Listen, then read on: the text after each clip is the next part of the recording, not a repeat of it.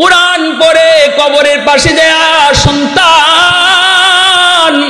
কবরের ভিতরে বাবার আযাব।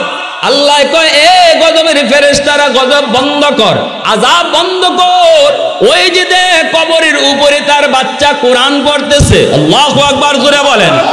ওই যে কবরের উপরে তাকা, তোরা কবরে আযাব বন্ধ কর। কবরের উপরে তার সন্তান আমি আল্লাহর কালাম তেলাওয়াত করে, যেই সন্তান কবরের পাশে দাঁড়ায় কোরআন তেলাওয়াত করে, ওই সন্তানের বাবারে আমি আল্লাহ কবরে আযাব দিতে পারি না। ধন্য ওই মা, ধন্য ওই বাবারে। যুবক, সন্তান সবাই জন্ম দেয়, কিন্তু হাফেজের মা কয়জন হয়? হাফেজের বাবা কয়জন হয়? ঠিক কিনা জোরে বলেন। সন্তান সবাই জন্ম দেয়, আলেমের মা কয়জন হয়? কিয়ামতের ময়দানে আল্লাহ পাক রব্বুল আলামিন একটা মুকুট হাতে নিয়ে আল্লাহ পাক অপেক্ষায় থাকবে, কই মা কই বাবা। মা বাবা শোনা মাত্রই নবীর বাপ মা আইয়া কই বললা, আমি অমুক নবীর আম্মা, অমুক নবীর আব্বা। আল্লাহ বলবেন, আমি তোমাকে খুঁজি না, কোন নবীর বাপ মারে আমি আল্লাহ খুঁজতেছি না। আমি যারে মুকুট দিব সেই মা কোথায়, সেই বাবা কোথায়?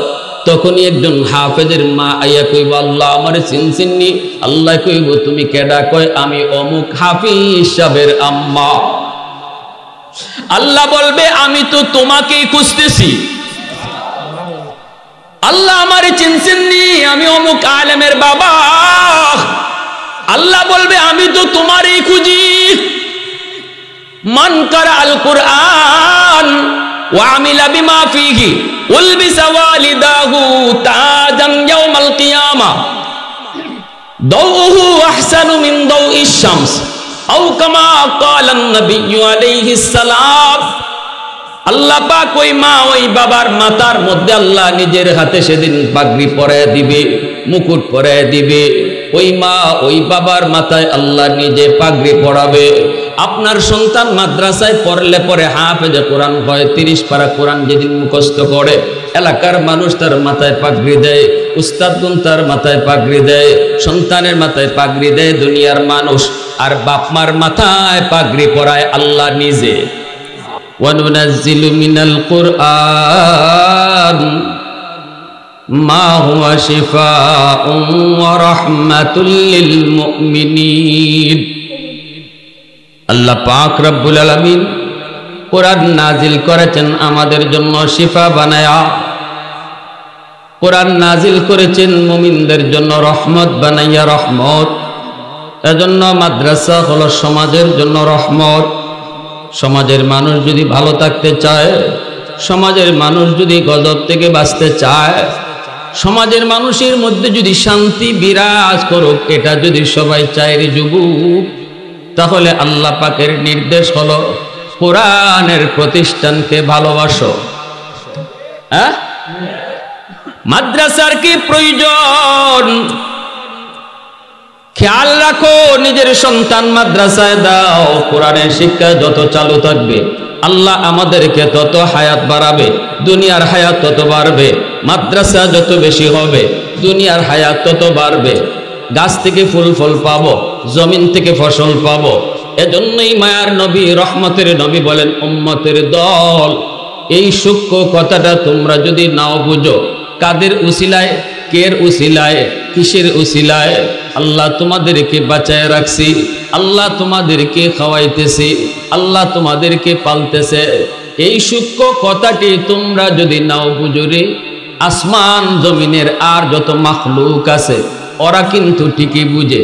ইন্নাল আলিমা ইয়াস্তাগফিরু লাহু মান ফিল আরদ ওয়া মান ফিস সামা হাত্তাল হিতানু ফি জাওফিল মা।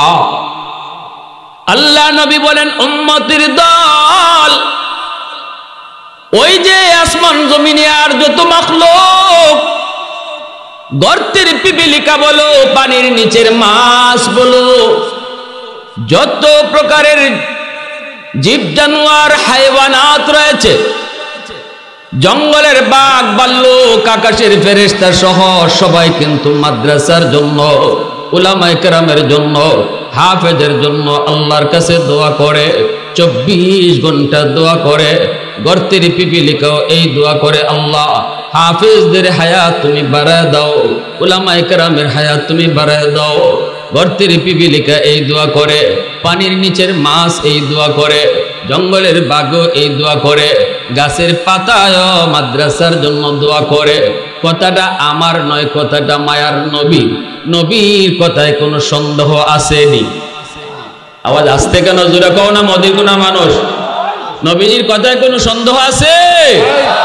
আমার কথা বাতিল যখনই শুনবো নবীর কথা, আমার মত ততক্ষণ যতক্ষণ নবীর মত পাই না, নবীর মত পাইলাম তো আমার মত বাদ, নবীর মতে মত, এর নাম উম্মত, ঠিক না?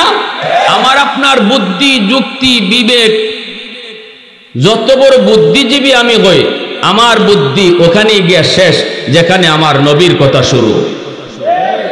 যুবক আওয়াজ দাও না কেন? কারণ আমার নবীও নিজের থেকে কিছুই বলেন না, কার ইশারায় বলেন? আল্লাহ। এজন্য আল্লাহ নবী কয় উম্মতের দল, একজন ছোট্ট হাফেজে কোরআন তোমার এলাকার মাদ্রাসায়, ছোট্ট একটা বাচ্চা মাদ্রাসায় পড়ে হাফেজ হওয়ার জন্য, হয়তো বা সে মাত্র আলিফ বা তাসা পড়ে, তোমার কাছে বাচ্চাটার কোনো দাম নাই, তোমার কাছে এই বাচ্চাটার কোনো মূল্য নাই, হয়তোবা তুমি তারে কোনো দাম দেও না। না না, মনে রাখো, তুমি তার দাম না বুঝলো, গাছের পাতাটায় ওর দাম বুঝে, বালির কণাটা পর্যন্ত তার মূল্য বুঝে। মাসে কয় আল্লাহ, ওই হাফেজ সাহেব আছে বিদায় আমি মাছ এখনো বেঁচে আছি, ওই হাফেজে কোরআন আছে বিদায় আমি গর্তের পিপিলিকা এখনো বেঁচে আছি।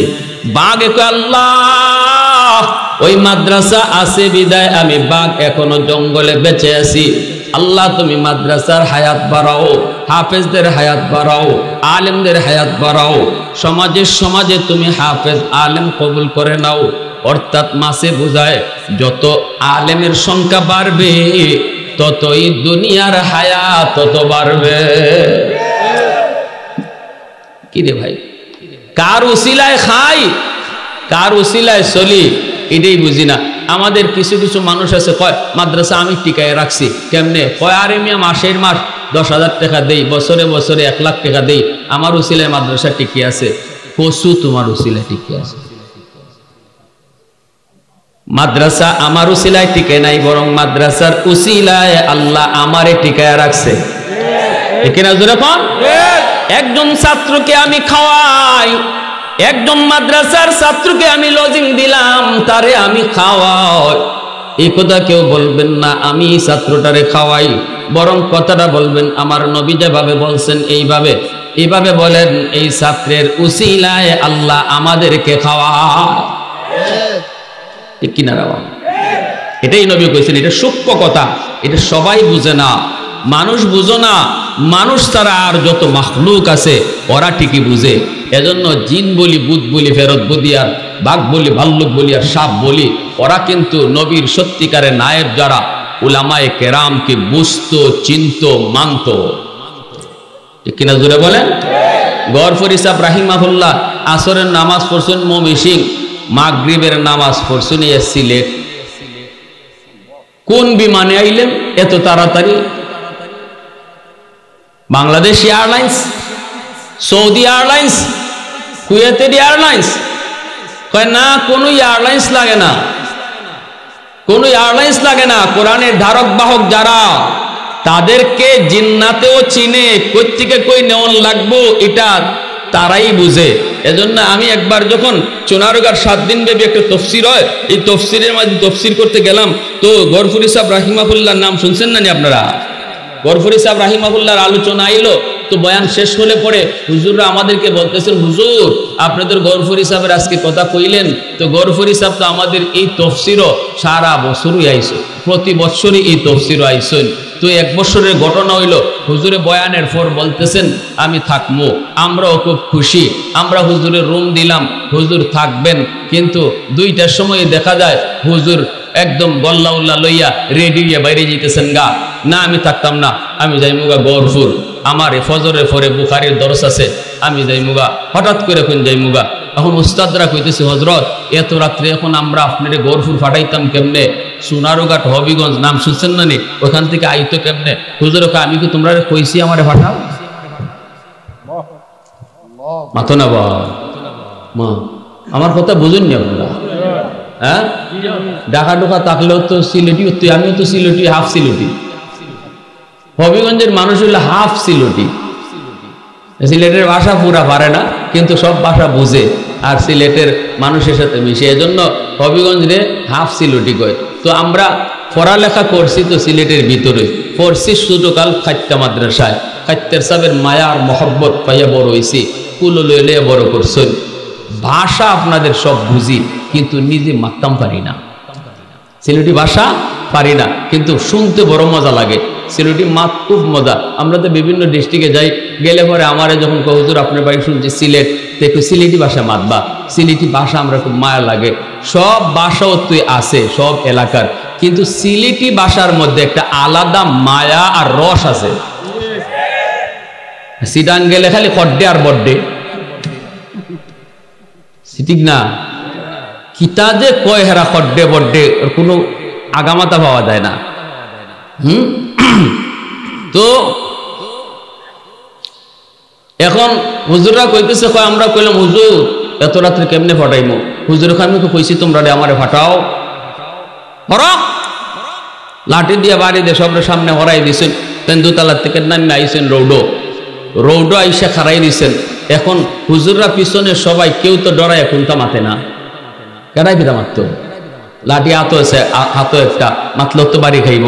এখন তাই রৌডায় খারাই দিছেন। এই একটা ফুকও নাই রাস্তা, রিক্সা নাই, গাড়ি নাই, গুড়ি নাই। এখন যাইবেন কোত্থেকে? সব হুজুররা পাশে দাঁড়ানো, হুজুরও দাঁড়াই রয়েছেন, আওয়াজ নাই, মাত নাই।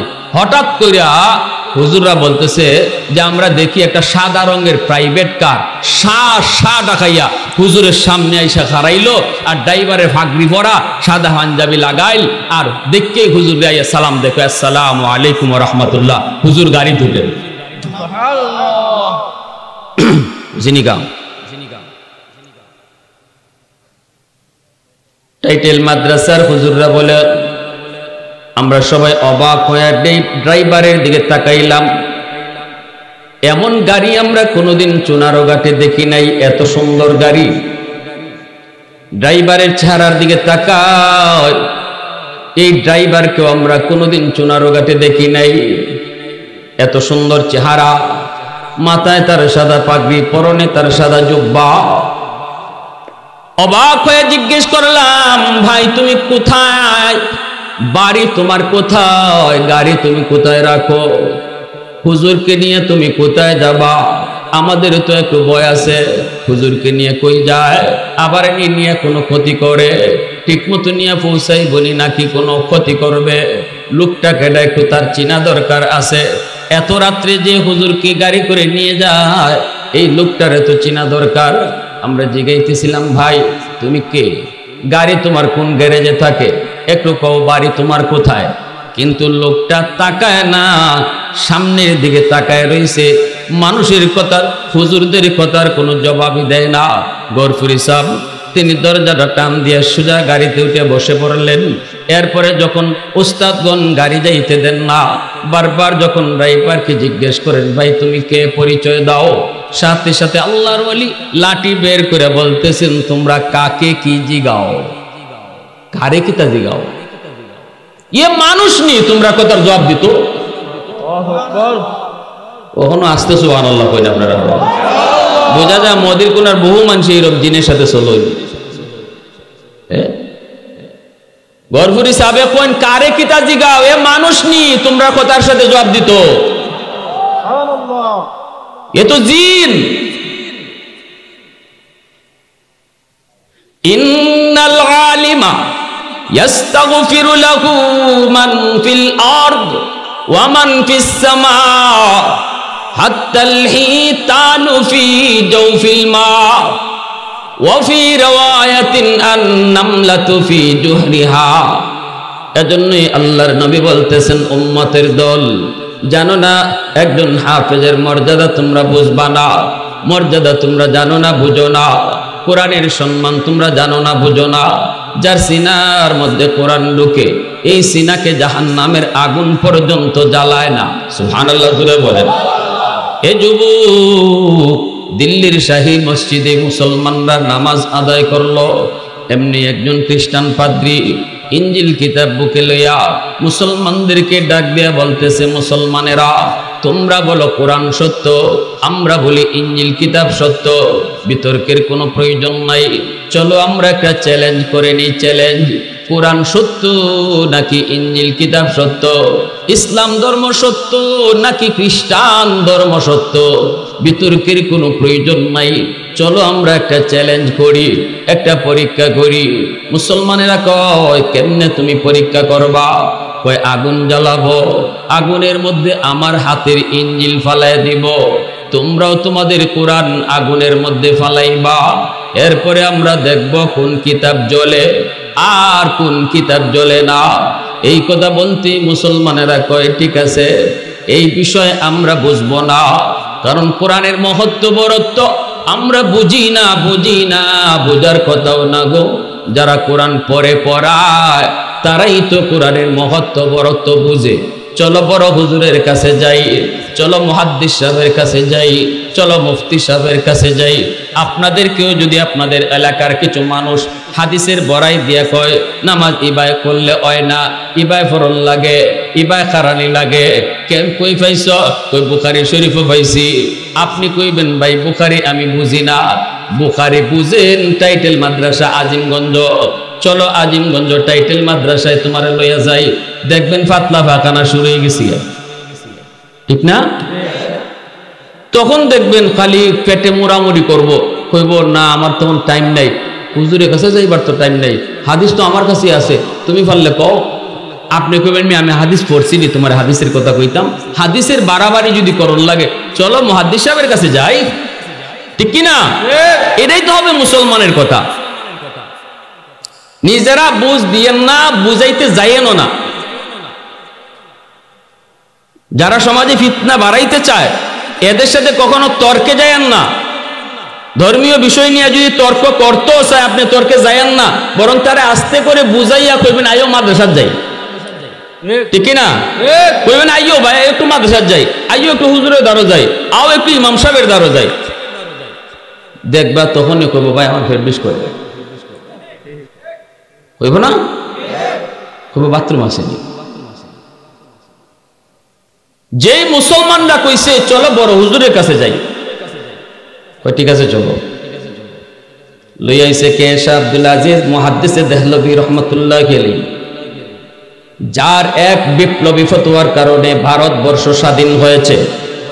ইংরেজদের কাছ থেকে যার ফতোয়ার কারণে ভারতবর্ষ স্বাধীন হলো, শাহ আব্দুল আজিজ মুহাদ্দিসে দেহলভী রহমাতুল্লাহ আলাইহির কাছে আসলো। মুসলমানেরা কয়, হুজুর এই লোকটা কি বলে একটু শোনেন, আমরা এত কিছু বুঝি না। হুজুর বলতেছেন কি, তুমি বলতে চাও বলো। কয়, হুজুর আপনারা বলেন কোরআন সত্য, আমরা বলি ইঞ্জিল কিতাব সত্য। আপনারা বলেন ইসলাম ধর্ম সত্য, আমরা বলি খ্রিস্টান ধর্ম সত্য। এত বিতর্কের প্রয়োজন নাই, আসুন আমরা একটা পরীক্ষা করি কোন ধর্ম সত্য। আল্লাহর ওলি কয়, কেমনে পরীক্ষা করব? হুজুর আমি পারবো না, সমস্যা আছে। হুজুরে কয়, সমস্যাটা কি তা কইলাও। বুঝুন না আপনারা? সমস্যাটা কি তা কইলাও। কয়, হুজুর আমি একটা বাটফার। নিজেই কয়, আমি একটা বাটফার, আমি একটা চিটার। কেন কি হয়েছে? কয়, হুজুর এই যে ইঞ্জিল কিতাব হাতে লই আইছি, এই ইঞ্জিল কিতাবে আমি কেমিক্যাল মাখাই আনছি, কেমিক্যাল মেডিসিন। এটা এমন এক মেডিসিন, এই মেডিসিন যদি কোনো বস্তুর মধ্যে মাখানো হয়, আগুন ওই বস্তুটারে জ্বালাইতে পারবে না, কারণ এই মেডিসিনের কারণে আগুন জ্বালায় না। এখানে ইঞ্জিলের কোনো কৃতিত্ব নাই, মেডিসিনের কারণে আগুন তারে জ্বালাইতো না। এজন্য আমার হাতের ইঞ্জিল যদি আমি আগুনে ফালাইতাম, তাহলে আগুন আমার ইঞ্জিলকে জ্বালাইতো না কেমিক্যালের কারণে, মেডিসিন মাখায় দেওয়ার কারণে।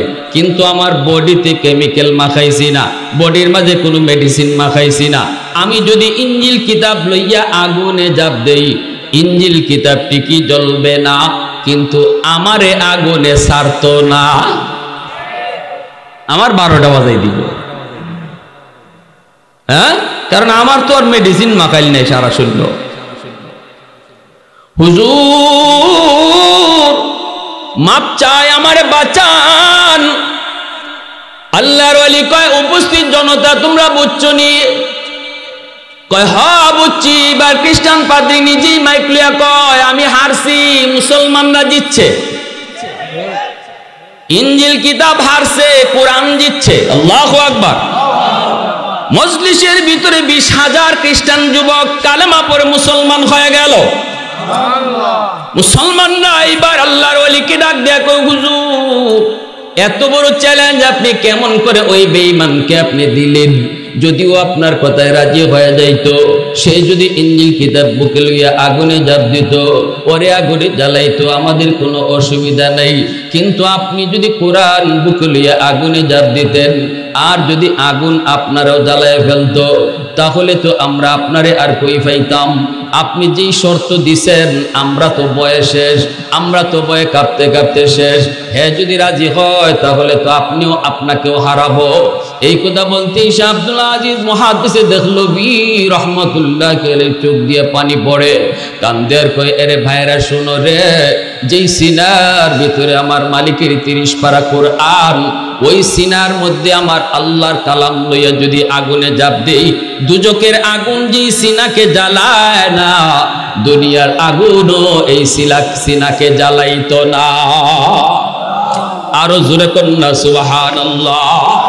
मैं तालिबे मौला हूँ मेरे इश्क़ निराला, मैं तालिबे मौला हूँ मेरे इश्क़ निराला, है जुमला जहाँ जिनके तजल्ली से उजाला, है जुमला जहाँ जिनके तजल्ली से उजाला, मादर दो जहाँ गैर खुदा यार नदार, যদি আদে খুদা হি চিদিগর কার নদারম, যদি আদে খুদা হি চিদিগর কার নদারম। মুসলমানের আওয়াজে বলেন আল্লাহু আকবার।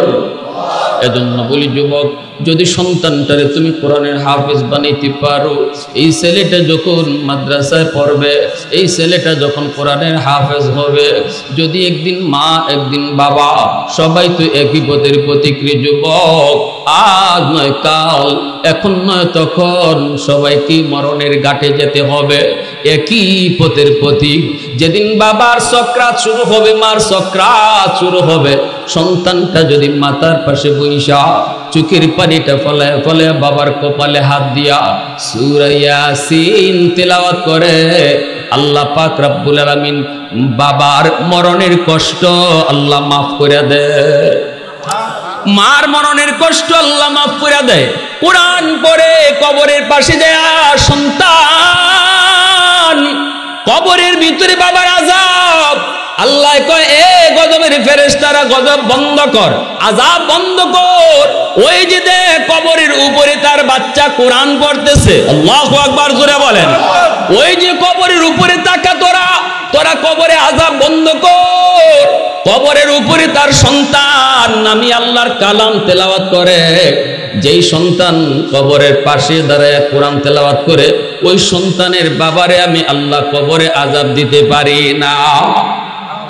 ধন্য ওই মা, ধন্য ওই বাবারে। যুবক, সন্তান সবাই জন্ম দেয়, কিন্তু হাফেজের মা কয়জন হয়, হাফেজের বাবা কয়জন হয়, ঠিক কিনা জোরে বলেন।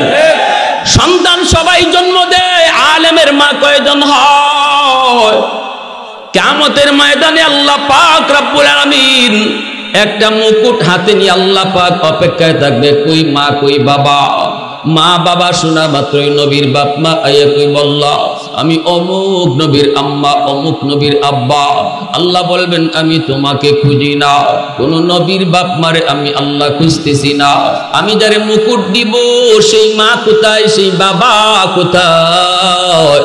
তখনই একজন হাফেজের মা আইয়া কইব আল্লাহ আমারে চিনছিননি।